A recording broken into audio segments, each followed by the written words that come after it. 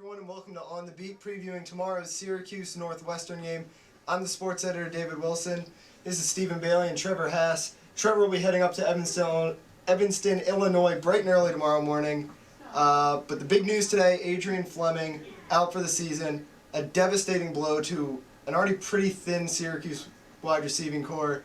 Jared West, in his first game as a starter, didn't really do anything to wow anyone.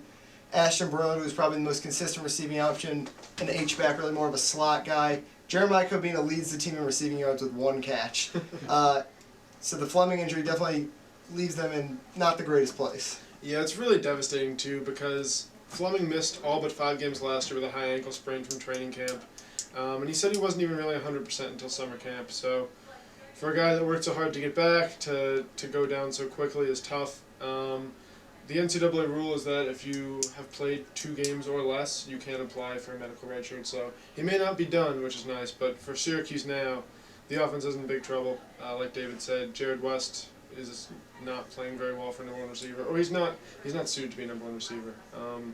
So with an inexperienced quarterback in Drew Allen, the passing game is going to be pretty stretched against Northwestern. Yeah, Fleming's a guy who really hasn't stepped onto the scene yet, but he just has a lot of potential. He seems like he's really athletic and can go long, but now he's out, so yeah, big loss. They turned to him as a starting receiver, and he didn't even have a catch. His first career catch came last weekend against Penn State, so they really had a lot of confidence in this guy. This guy, Rob Moore, had said was the best wide receiver during training camp. He's been their starting wide receiver since the spring, so it's going to put a lot on the running backs like we thought it was going to be at the beginning of the year. Against Penn State, they weren't quite what we expected them to be. Jerome Smith rushed for 2 touchdowns, but only 73 yards. Prince Tyson Gully didn't do a whole lot. That's got to be the big thing that improves this weekend, right? Yeah, well, you would hope so. Jerome Smith wasn't bad, but when you're going up against a box that's got 8 guys in it every time, it's hard to run the ball. Prince Tyson Gully was not very good. He didn't really break off. I don't think his longest run was maybe like 5 yards, 6 yards. He had one run where he came back around. But the running backs are definitely going to have to be better. They're the strength of the team. You know, they're the only position that's returning all of its starters, and they combined for 2,000 yards last year. So there's a lot of weight on them. Yeah, when you talk to the coaching staff, they really emphasize the fact that it's really 4 runners, not just 2. It's not a 2-headed monster, but George Morris and DeMonte McFarland also. So I think they're going to see a lot more action this week and get involved. Meanwhile, Northwestern's running back, Venrick Mark, status a little bit in question. It looks like he will play in some capacity. They've been fine though with Travion Green back there. The bigger question is probably Kane Coulter. Also looks like he'll play.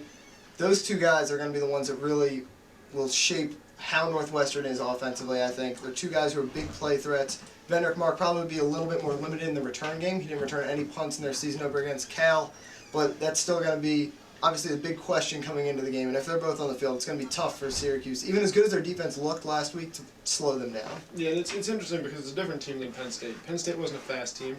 They have 3 tight ends on the field. They have Allen Robinson split wide out, but to have Mark and Coulter and Green, it's just a fast team.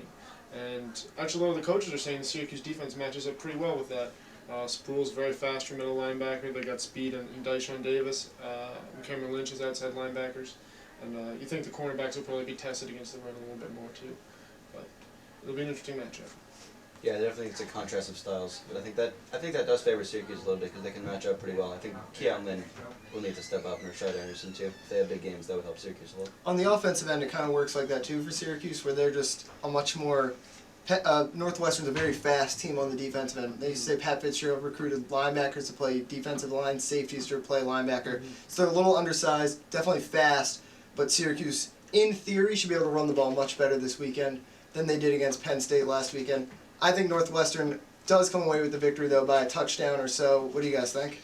Yeah, I think so too, Northwestern by a touchdown. But I think you'll see Drew Allen throw for a touchdown. He'll look a little more comfortable. I think the running backs will be okay, but when it comes down to it, there's a lot of talent on the Northwestern offense, a lot of athleticism.